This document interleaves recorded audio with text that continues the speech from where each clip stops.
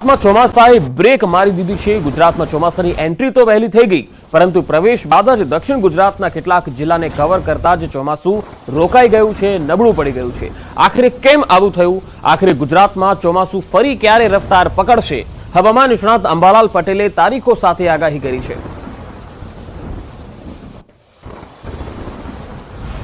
આ ચોમાસામાં બ્રેક આવી શકવાની શક્યતા રહે છે, કારણ કે ચોમાસું તો ભિન્ન ભિન્ન ભાગોમાં આવશે। દક્ષિણ ગુજરાતના ભાગો, દક્ષિણ સૌરાષ્ટ્રના ભાગો, સૌરાષ્ટ્રના અન્ય ભાગો, ઉત્તર ગુજરાતના ભાગો, પંચમહાલના ભાગો, મધ્ય ગુજરાતના ભાગોમાં વરસાદ થશે। પણ આ વરસાદ જે છે એ કોઈ ઠેકાણે સાટા સુધી, કોઈ ઠેકાણે હળવો, તો કોઈ ઠેકાણે મધ્યમ વરસાદ થશે। અને પવનની ગતિ સાથે કોઈ ઠેકાણે 1 ઇંચ 2 ઇંચ કે તેથી વધુ પણ વરસાદ થઈ શકે। પરંતુ આ નિરંતર ચોમાસું ન કહી શકાય। નિરંતર ચોમાસું તારીખ 21 જૂન બાદ આવવાની શક્યતા રહે છે।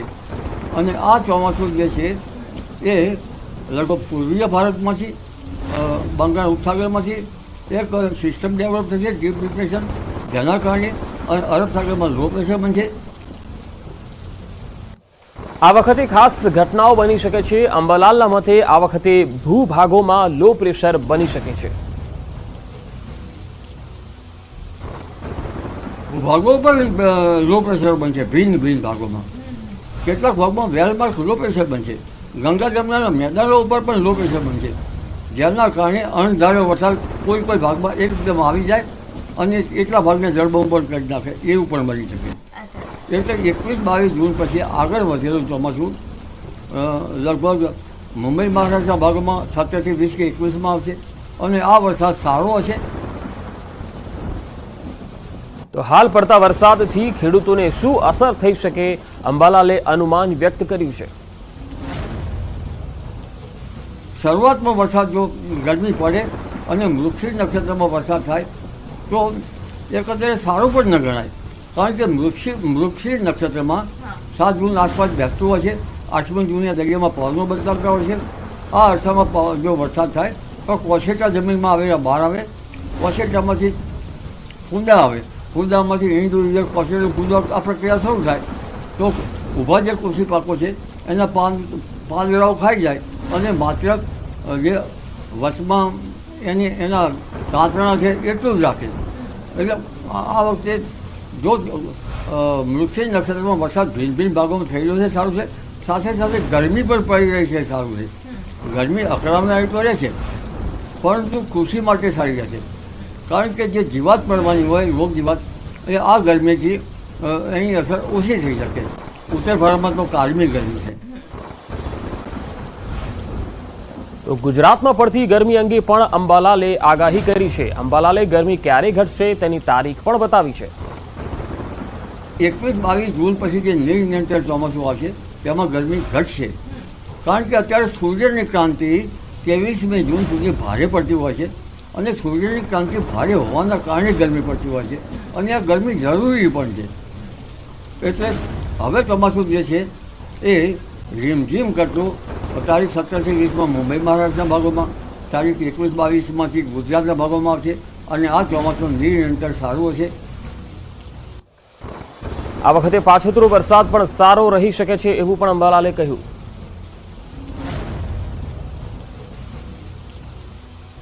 જુલાઈ ઓગસ્ટમાં પણ સારું ચોમાસું આવશે અને લા નિનોની અસર ધીરે ધીરે થવાની શક્યતા છે। એટલે સપ્ટેમ્બર માસમાં લા નિનોની અસર થાય એટલે પૂર્વ પેસિફિક મહાસાગરમાં જળવાયુ ઠંડુ રહે, જેનું ગણતરી છે એ પ્રમાણે। અને જેના કારણે ઉત્તર ઓસ્ટ્રેલિયામાંથી ત્યાંના પવનો આવે અને ટ્રેડ પવનો, વેપાર હોય, અને ઉત્તર ઓસ્ટ્રેલિયામાંથી શ્રીલંકાના ભાગમાં થઈ, ભૂભાગમાં થઈ, બંગાળ ઉપસાગરમાં થઈ ભારતમાં આવે। આ સ્થિતિ સારી રહે એટલે પાછોતર વરસાદ પણ સારો થવાની શક્યતા છે। ઓક્ટોબર માસ સુધી વરસાદ સારો રહેશે। હવે ચોમાસું જે છે એ આદ્રા નક્ષત્રમાં 21 જૂન પછી સારું આવવાની શક્યતા છે અને આ ચોમાસું નિરંતર હશે। પાટણના રાધનપુરમાં વરસાદ સમયે વીજ પોલ તૂટતા યુજીવીસીએલના કર્મચારી પાસેથી જે જવાબ મળ્યો તે ચોંકાવનારો હતો। હાલમાં યુજીવીસીએલ કર્મચારી અને સરપંચની ઓડિયો ક્લિપ વાયરલ થઈ છે। રાધનપુરમાં વાતાવરણમાં પલટો આવ્યો, જે બાદ બાદરપુરા ગામે વૃક્ષો અને વીજ પોલ ધરાશાયી થયા હતા। વીજપોલ ધરાશાયી થતા જીવતા વીજ વાયર અંગે સરપંચે રાધનપુર યુજીવીસીએલ કર્મચારીઓને ફોન કર્યો હતો અને તેમાં જે જવાબો મળ્યા તે ચોંકાવનારા હતા.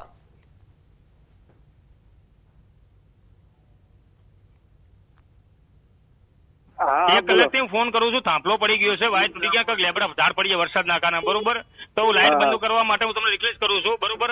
પછી મેં દરજીભાઈને ફોન કર્યો, દરજીભાઈ એમ કે મારી જવાબદારી, હવે અમારા હેલ્પર ઈ છે, પછી કાંક ઓલા વાઘેલા સાહેબ છે, કાંક કોઈ નવીનભાઈ છે, બરોબર? હવે લાઈટ બંધ ના કરે અને કોઈ જાનહાની થાય તો જવાબદારી તમારી રહેશે, અમારી જવાબદારી નહીં રહે.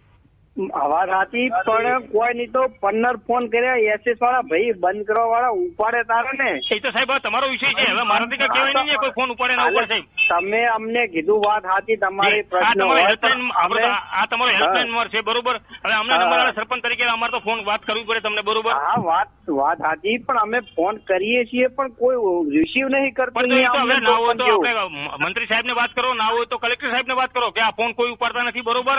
અને આવી નહીં પરિસ્થિતિ કાયમ માટે હોય છે. વિદ્યુત બોર્ડમાં રાધનપુર તાલુકામાં આ હાલત હોય છે, કોઈ ફોન ઉપાડતા નહીં. આપણે તમે થોડું રિક્વેસ્ટ કરો મારા લઈને, બીજું કાંઈ નહીં.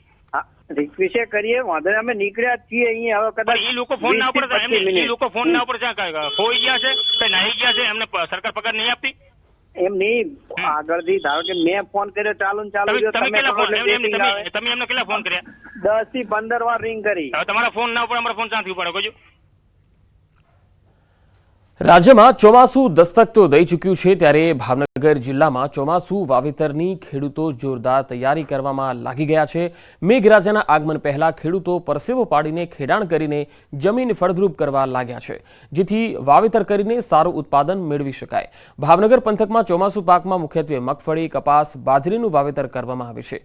બસ હવે ખેડૂતો વરસાદ પડે અને વાવણી શરૂ કરીએ તેની રાહ જોઈ રહ્યા છે. સાથે સાથે ખેડૂતો બિયારણ, ખાતર વગેરેની ખરીદી પણ શરૂ કરવા લાગ્યા છે.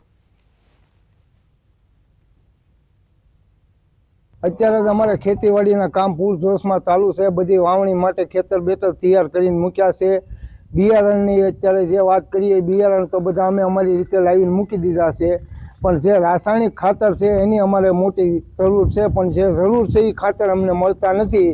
અને હાલમાં જે બીજા બધા ખાતર આવે છે એ બધા ખાતર મળે છે, અને જે જરૂર છે એ ખાતર મળતા નથી. અને હવે વરસાદની અમારે જરૂર છે, વરસાદ આવે એટલી વાર છે.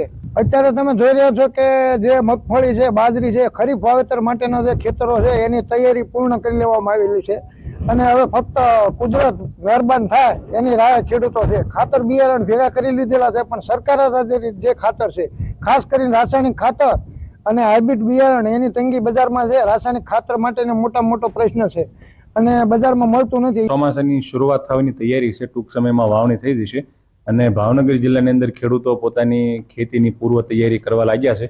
એમાં ખાસ કરીને જમીનની તૈયારી પૂર્ણ થઈ ગયેલી છે, અને પાયામાં જે કંઈ પૂરતી ખાતરો આપવાના હોય એ ખાતરો પણ ખેડૂતો આપી અને વાવણીની તૈયારી કરી રહ્યા છે. ખાસ કરીને વિશેષ સંદેશ અમારે આપવાનો છે કે ખેડૂતો જે બિયારણ પસંદ કરે, અને એમાં ખાસ કરીને ભાવનગર જિલ્લામાં સૌથી વધારે કપાસનું વાવેતર થાય છે, તો સરકાર દ્વારા જે માન્યતા પ્રાપ્ત છે એ બિયારણ ખરીદે. 35 દિવસના વેકેશન બાદ સ્કૂલો શરૂ થઈ રહી છે. આજે સવારથી જ શૈક્ષણિક સત્રનો પ્રારંભ થઈ ચૂક્યો છે. શાળાઓ આજથી વિદ્યાર્થીઓના કોલાહલથી ગુંજી રહી છે. રાજકોટ આગકાંડની ઘટના બાદ બાળકોની સલામતી માટે તંત્ર પણ સજ્જ બન્યું છે. અમદાવાદમાં શાળામાં આજથી શૈક્ષણિક સત્રનો પ્રારંભ થયો છે. અમદાવાદ ગ્રામ્યના જિલ્લા શિક્ષણ અધિકારીએ શાળાની મુલાકાત પણ લીધી. ઘાટલોડિયાની શાળામાં બાળકોની સલામતી માટે લેવાયેલા પગલાંનું નિરીક્ષણ કર્યું. ફાયર સેફટી સિસ્ટમની ચકાસણી કરી હતી.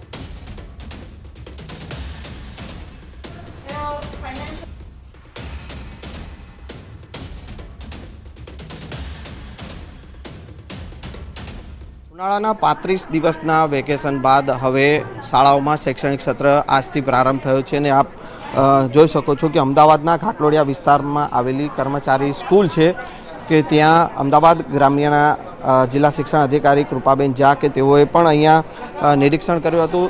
વિદ્યાર્થીઓ કે જે આજે શાળાના પ્રારંભે જે આવ્યા છે તો તેઓને આવકારવા માટે તેઓ અહીંયા પહોંચ્યા હતા, અને સાથે સાથે સ્કૂલમાં વિદ્યાર્થીઓની સલામતી કેટલી છે તેની પણ ચકાસણી કરી હતી. વિદ્યાર્થીઓને જે બેસાડવામાં આવ્યા છે ત્યાં તેઓ ક્લાસમાં પણ ગયા હતા. સાથે સાથે અહીંયા જે સ્કૂલ પાસે ફાયર સેફટી છે કે કેમ, ફાયર એનઓસી સ્કૂલ પાસે છે કે કેમ, તે તમામ વિગતોની તેઓએ અહીંયા ચકાસણી કરી છે. એટલે આજથી શાળાઓ શરૂ થઈ રહી છે, અને શાળાઓ જે છે વિદ્યાર્થીઓના કોલાહલ સાથે ગુંજી ઉઠી છે, ત્યારે હજુ પણ ક્યાંક ને ક્યાંક આગામી દિવસોમાં વિદ્યાર્થીઓની સલામતી માટે શાળાના સંચાલકો સાથે પરામર્શ કરવામાં આવશે તેવું જે છે તે અમદાવાદ ગ્રામ્યના ડીઓ કૃપાબેન ઝાએ જણાવેલું છે.